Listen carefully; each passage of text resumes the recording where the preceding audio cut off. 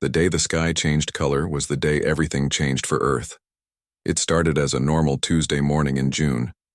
People went to work, children played, and life moved along as it always had. Then the atmosphere turned purple. All across the world, people stopped and looked up. News channels broke into regular shows. Social media filled with pictures of the strange sky. Scientists scrambled to explain what was happening. They didn't have to wonder long. The massive ships appeared an hour later, pushing through the purple haze like dark shadows. 7 of them, each larger than a small city, positioned themselves over major population centers. One hovered directly above New York. Military jets scrambled but were swatted away by invisible forces. Missiles launched but disappeared before reaching their targets. The world held its breath, waiting. The message came to every screen on Earth at the same time. A face appeared, if you could call it that. The creature had gray-blue skin stretched over a skull-like face with 4 black eyes arranged in a diamond pattern. When it spoke, its mouth moved wrong, like a puppet being operated by someone who didn't understand how mouths worked. People of Earth. The translation appeared in text below the alien's face. I am Admiral Kraxtor of the Zeraxian Empire. Your world is now under our protection and authority. The Empire spans 1,300 star systems. You are but the newest addition to our glory. The message continued for several minutes, explaining how Earth had been detected through its radio signals, how the Empire had been watching for decades, how resistance was not an option. Then came the demand. As a tributary world, Earth will provide annual tribute to the Empire. Our scans show your planet possesses biological specimens of great value. You will deliver 500 of your apex predator species, alive and healthy, within 1 Earth year. Failure to comply will result in cleansing procedures. The broadcast ended, but the ships remained. 3 days later, the United Nations Security Council met in emergency session. Representatives from every nation crowded into the hall. At the center table sat UN Secretary-General Catherine Miller, a tall woman with short gray hair and eyes that rarely blinked. The Zeraxians have made their demands clear, Miller said, to the quiet room. They want our predators, lions, tigers, bears, sharks, crocodiles. According to their follow-up communications, they use such creatures for their fighting arenas and military applications. The Russian representative leaned forward. Can we not simply refuse? Or better yet, attack when they least expect it? Miller shook her head. Their technology is centuries beyond ours. The Pentagon reports that their ships have defensive systems that can detect a missile launch before our troops even press the button. So we just hand over our wildlife? Asked the representative from Kenya, anger clear in his voice. Many of these are endangered species.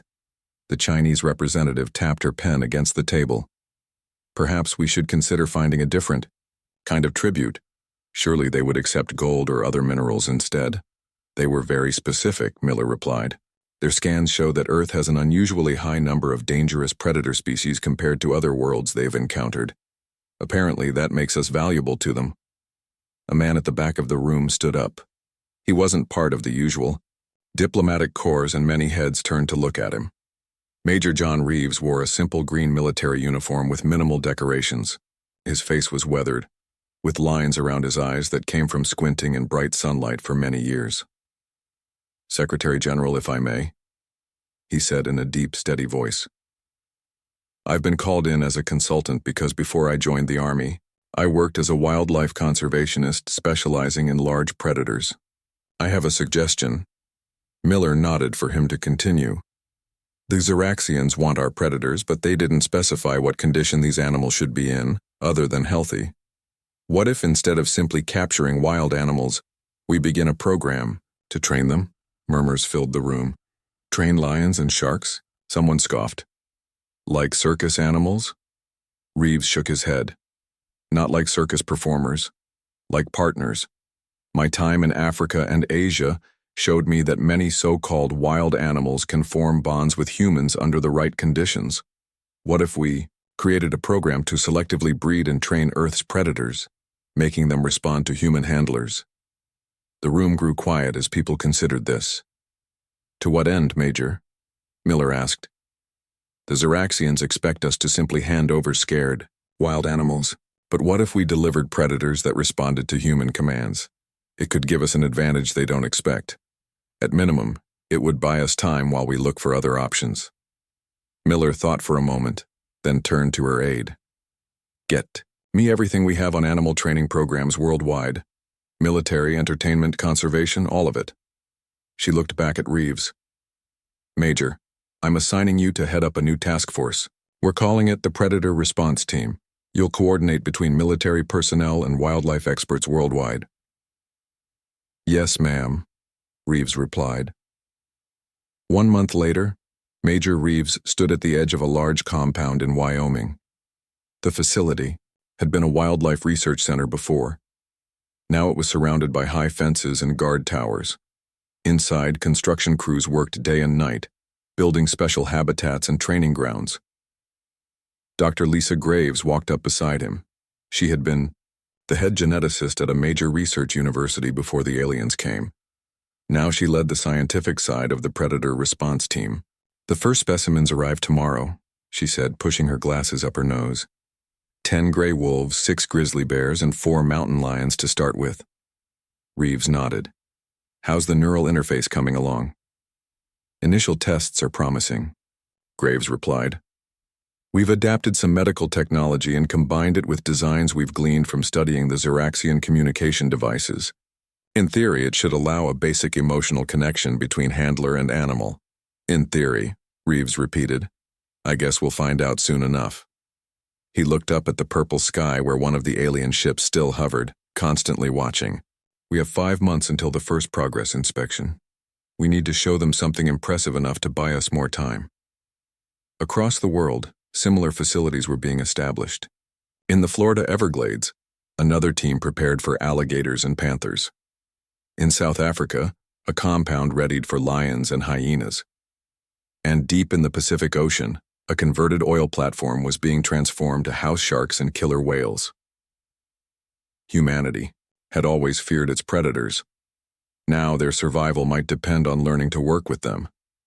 As the sun set over the Wyoming facility, Major Reeves walked the perimeter one more time. Tomorrow, their real work would begin.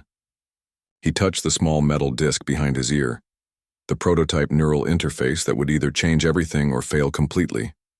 The purple sky darkened to deep violet. Somewhere up there, Admiral Craxtor waited for Earth's tribute. Reeves hoped the Admiral wasn't ready for what Earth planned to deliver.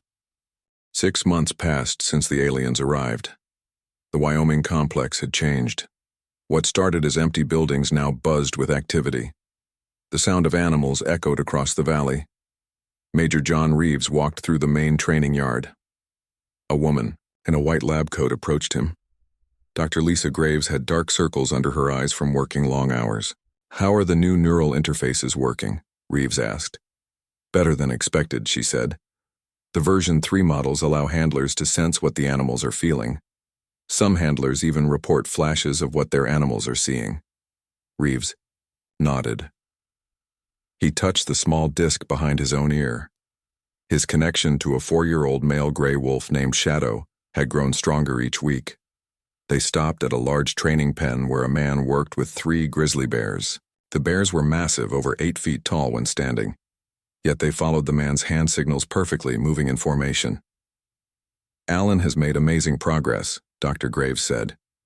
Those bears were wild 6 months ago. Now they respond to 30 different commands. Alan Perry had been a zoo trainer before the aliens came. Now he was the best animal behaviorist on the team. He noticed them watching and walked over, wiping sweat from his face. Major Reeves, you should see the new communication pattern we developed, Perry said. The bears understand complex sequences now. Watch this. He turned to the bears and made a series of quick hand gestures. The 3 bears immediately spread out, each taking position at different points of the pen. When Perry clapped once, the bears moved in a circle.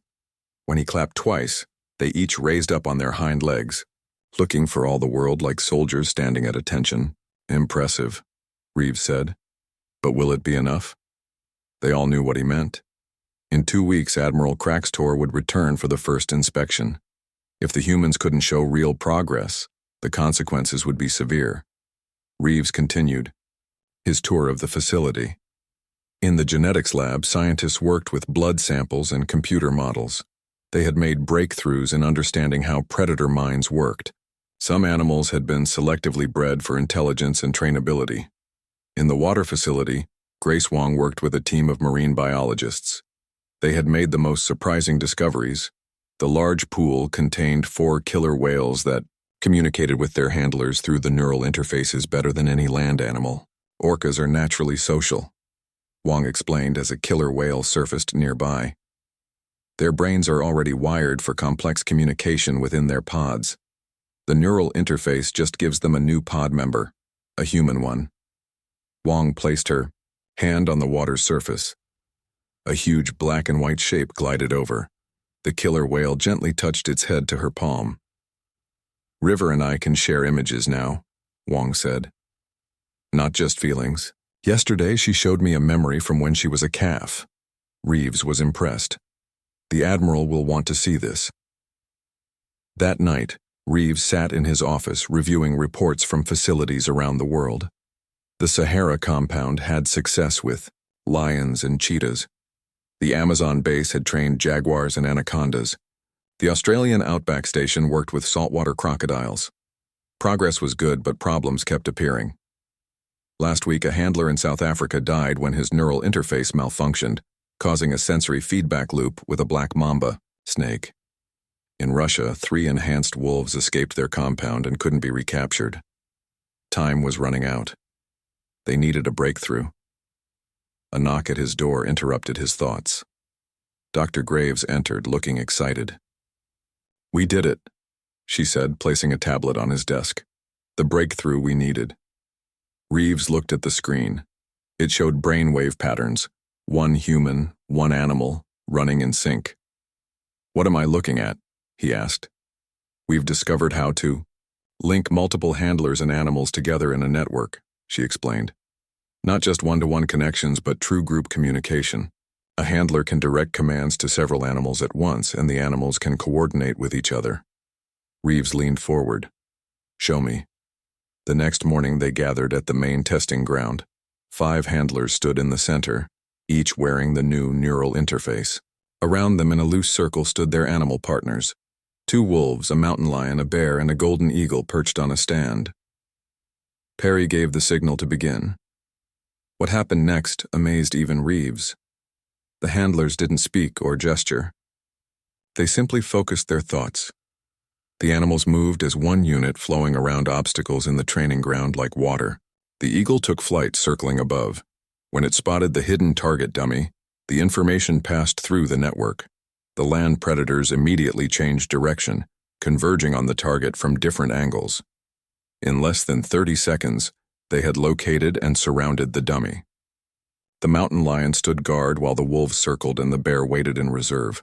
The eagle continued to fly overhead, watching for new threats. "My God," Reeves whispered. "It's like they're reading each other's minds." "In a way they are," Dr. Graves said. "The neural network lets them share sensory information and intentions. The wolves can see through the eagle's eyes. The mountain lion knows what the bear plans to do next." 2 days before Admiral Crackstor's scheduled arrival, the Xeraxian ship above Wyoming suddenly changed position. It descended lower than ever before. People at the facility watched nervously. A small shuttle separated from the main ship and flew toward the complex. It landed in the open area designated for visitors.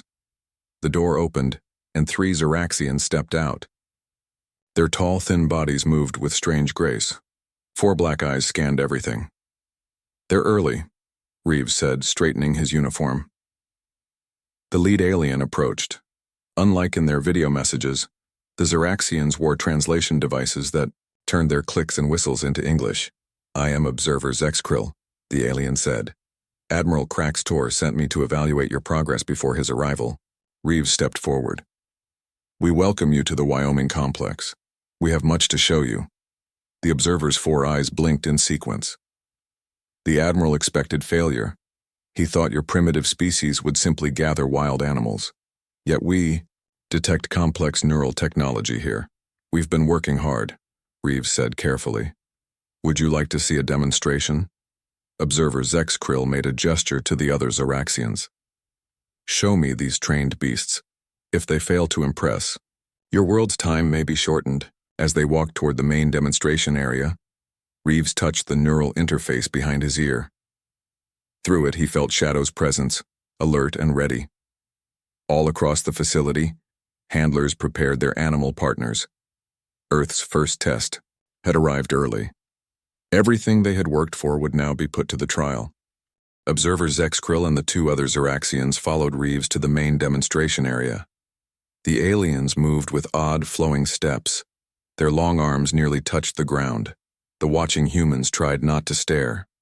We have prepared several demonstrations, Reeves said. First, we will show you our basic training methods. The alien observer made a dismissive gesture with his four-fingered hand. I have no interest in simple tricks. Admiral Kraxtor wants weapons. Show me your predators. In combat. Reeves exchanged a quick look with Dr. Graves. They had prepared for this possibility. As you wish, Reeves said.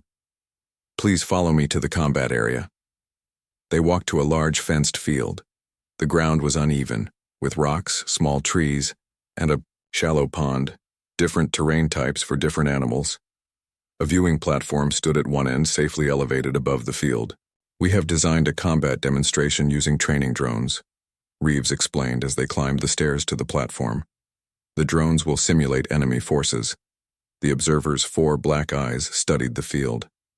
No, your machines will be programmed to fail. I want a real test. He turned and spoke rapidly to one of his companions in their clicking language. The second Zoraxian nodded and returned to their shuttle. Moments later, he emerged with 3 large containers. Each container hummed with a faint energy field. Inside, shapes moved in the shadows. Combat Vargs, Observer Zexkrill said. Bred for the fighting pits of Zerax Prime. They will provide an adequate test. Reeves felt his heart beat faster. This wasn't part of the plan. He looked at Dr. Graves, who appeared equally concerned. We haven't prepared for this specific scenario, Reeves said carefully. Adaptation is necessary for survival, the observer replied.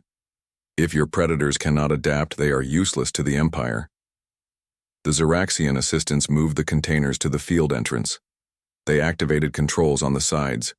The containers opened slowly. 3 creatures emerged. They looked like a cross between wolves and lizards. Their bodies were covered in thick scales instead of fur. 6 legs supported each powerful body. Their heads contained multiple rows of teeth that clicked together constantly. Each was about the size of a tiger. Vargs are used throughout the Empire as battle companions, the observer explained. They have fought on 1,000 worlds.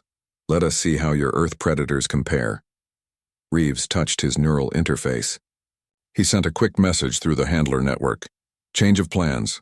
Live alien combat animals, proceed with caution. Team Alpha, prepare for deployment. At the far end of the field, doors opened. 4 handlers walked out with their animal partners. 2 wolves, a mountain lion, and a bear. Each human wore the advanced neural interface. They spread out along the edge of the field. Begin, Observer Zexkrill commanded. The Vargs immediately spread out, moving with frightening speed across the field. Their 6 legs allowed them to cover ground faster than any Earth predator. They moved as a coordinated unit clearly used to working together. Reeves watched anxiously. The human handlers didn't speak or gesture. They communicated through their neural interfaces.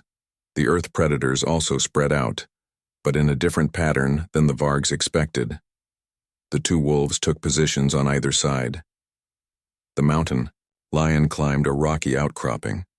The bear moved forward as if to confront the Vargs directly. The alien creatures focused on the bear, seeing it as the biggest threat. They changed formation, preparing to attack from 3 sides. The bear stood up on its hind legs, roaring. The Vargs charged. At the last second, the bear dropped down and backed away. The Vargs followed and ran straight into the trap. The wolves attacked from the sides while the mountain lion leaped from above. The Earth predators moved with perfect coordination, as if controlled by a single mind. 1 Varg went down under the mountain lion's attack. Another found itself fighting both wolves at once. The third continued toward the bear, but now the bear stood its ground. The two massive creatures collided in a fury of claws and teeth. The Varg's 6 legs gave it mobility, but the bear's thick fur and fat layer protected it from the worst bites. The bear grabbed the Varg in a powerful hug, squeezing and biting at the same time. Within minutes, 2 Vargs were pinned to the ground. The third was trapped between the bear and the mountain lion. The Earth predators had won. Observer Zex Krill's face showed no emotion, but his posture changed. Impressive.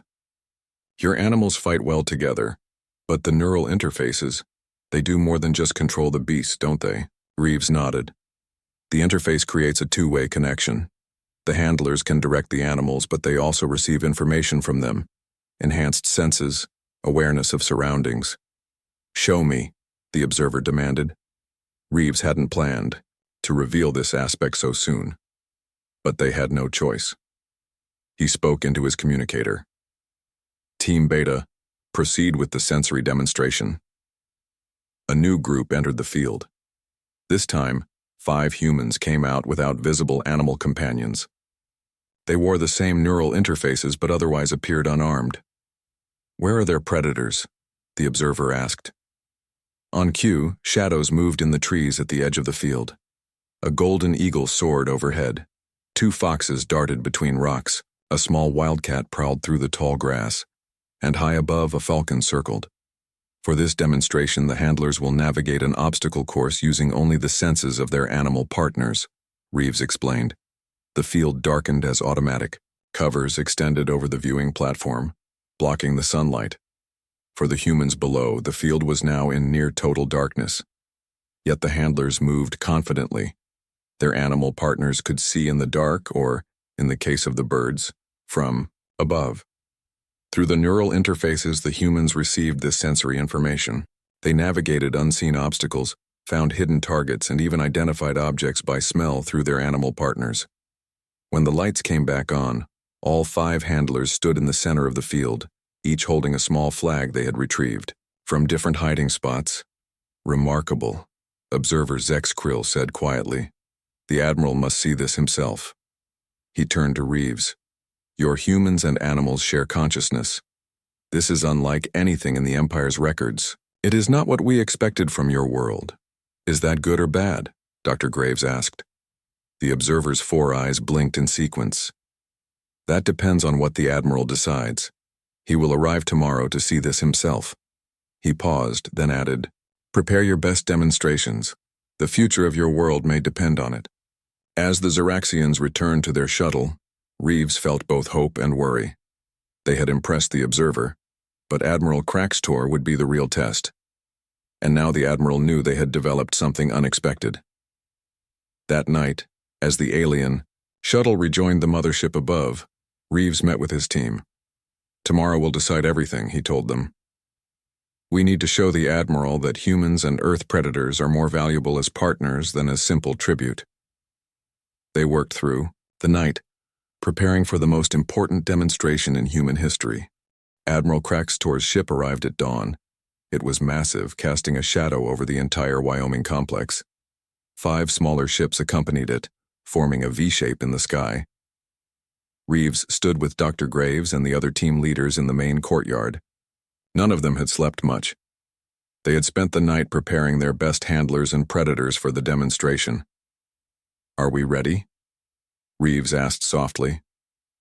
Dr. Graves nodded. As ready as we can be. All neural interfaces are working at peak efficiency. The handlers report strong connections with their animal partners. A large shuttle descended from the main ship. It was 3 times the size of the observer's craft from yesterday. The shuttle landed with a soft hiss. A ramp extended to the ground. Admiral Kraxtor emerged first. He was taller than the other Xeraxians they had seen, with darker skin that was almost blue-black. His uniform bore strange symbols that glowed faintly. Behind him came 10 guards carrying weapons that hummed with energy. Observer Zexakril followed, looking small next to the Admiral.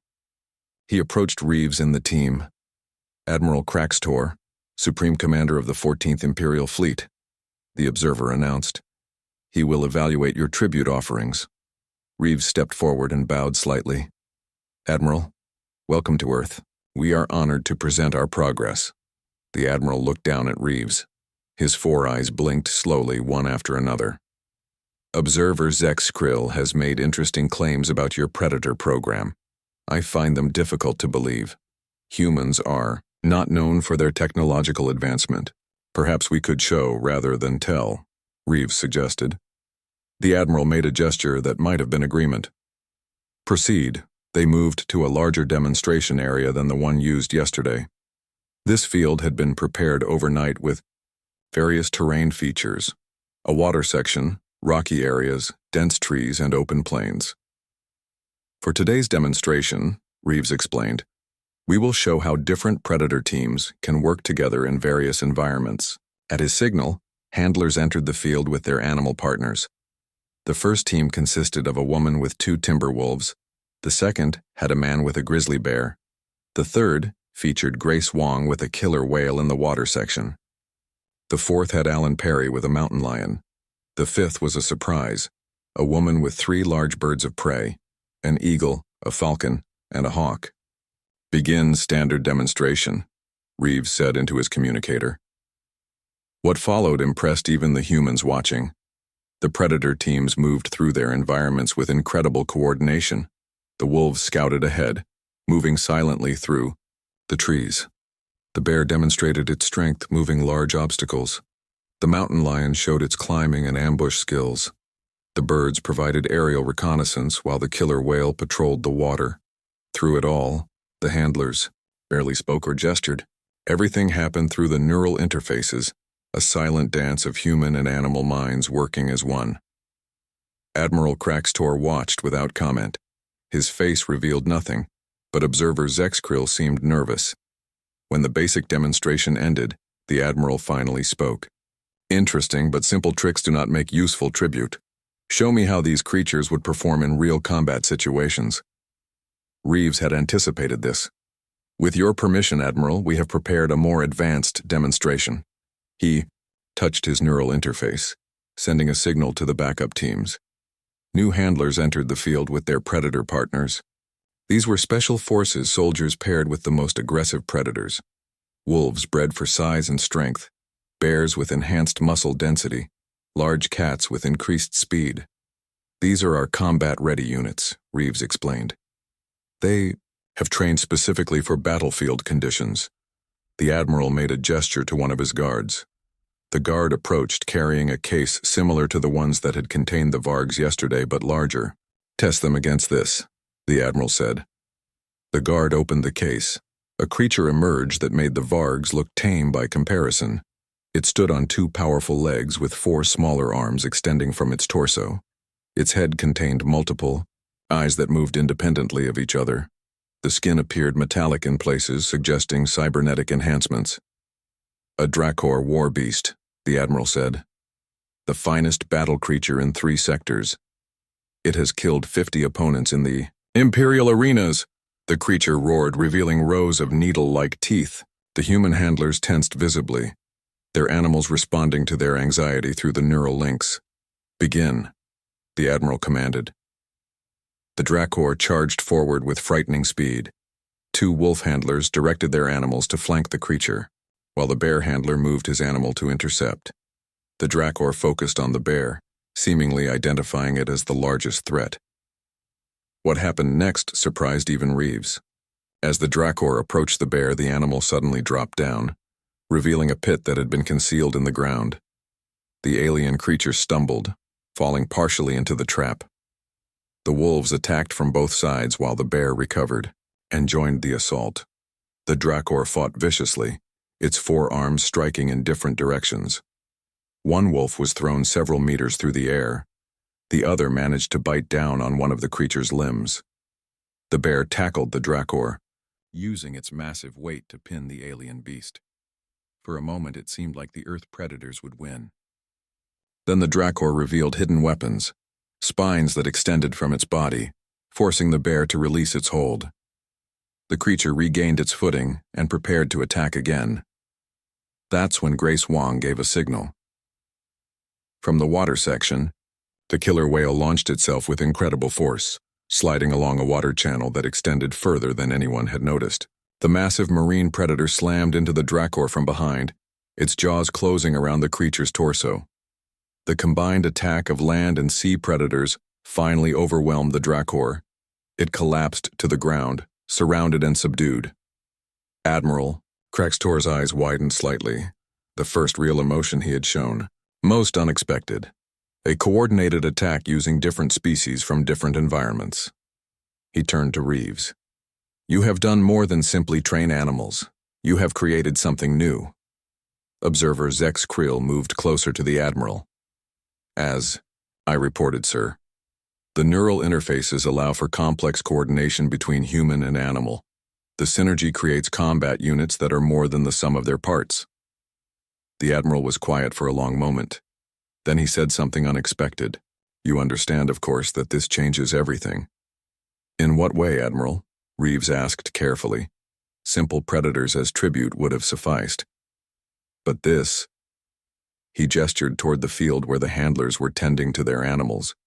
This represents a military technology that could upset the balance of power in the sector. A cold feeling spread through Reeves's chest. What does that mean for Earth? The Admiral's four eyes focused intently on Reeves. It means your planet has just become much more valuable to the Empire, and much more dangerous to our enemies. He turned to his guards. Prepare the communication array. I must speak with the Emperor immediately. As the Admiral walked away, Dr. Graves moved closer to Reeves. What just happened? Did we succeed or fail? Reeves watched the alien ships hovering overhead. Neither. I think we just changed the game. Entirely. News of Admiral Kraxtor's report spread quickly through the Xeraxian fleet, and somewhere in that fleet someone was very unhappy with this development. 1 month after Admiral Kraxtor's visit, Earth had changed. Alien ships now orbited the planet openly. Xeraxian officials visited major cities. The world governments worked together in ways they never had before, all focused on the Predator program.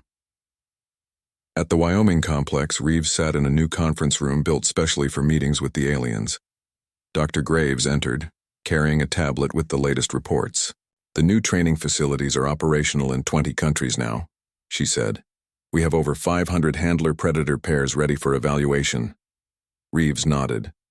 And the neural interface upgrades? Version 5 is stable. The connection is stronger than ever. Some handlers report they can now share not just sensory information but actual thoughts with their animal partners. A soft chime indicated someone at the door. A young soldier entered and saluted.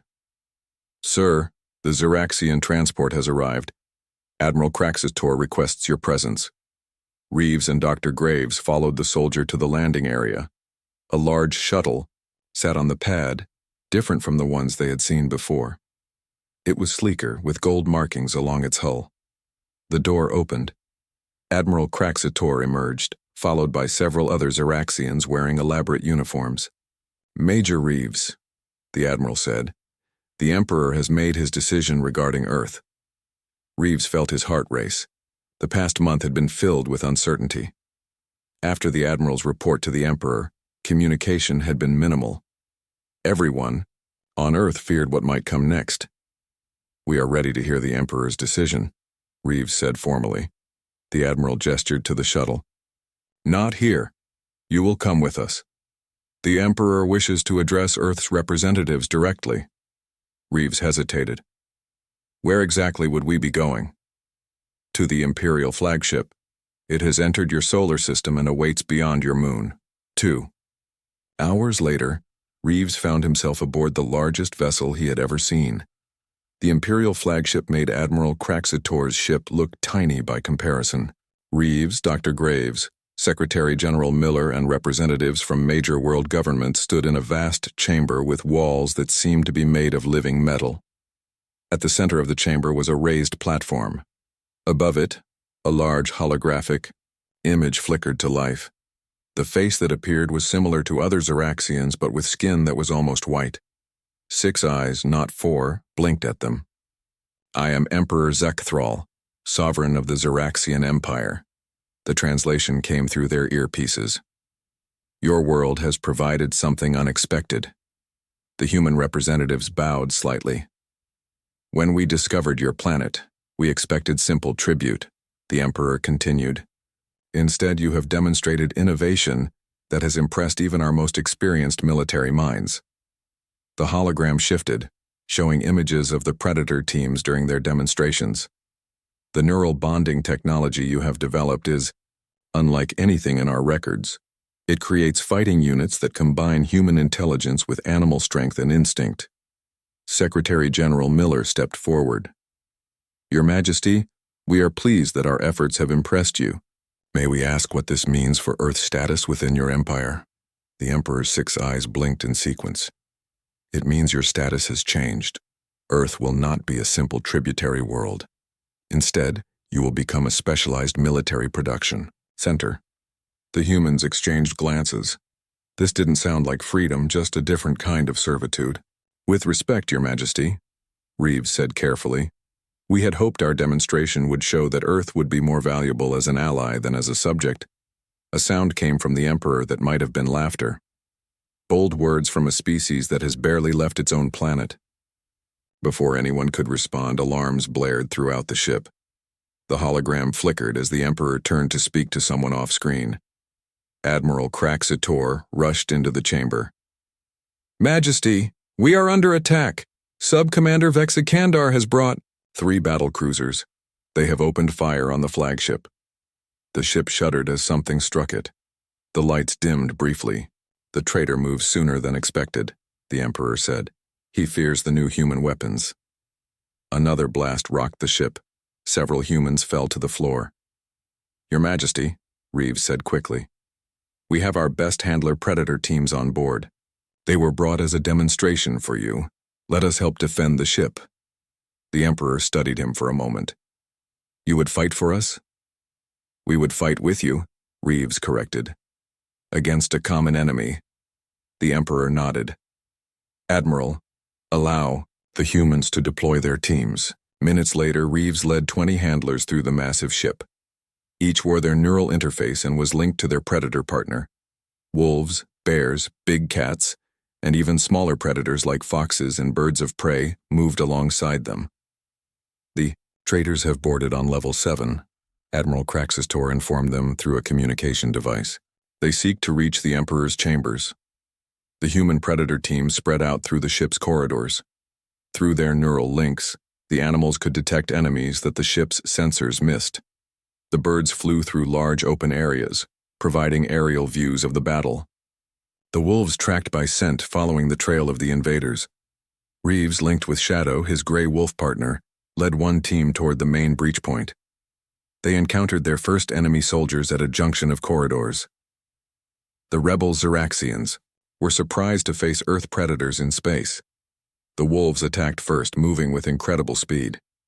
The bears followed, their massive strength overwhelming even the armored aliens. The birds targeted eyes and exposed areas. Throughout the ship, similar scenes played out. The human predator teams moved with perfect coordination, clearing section after section.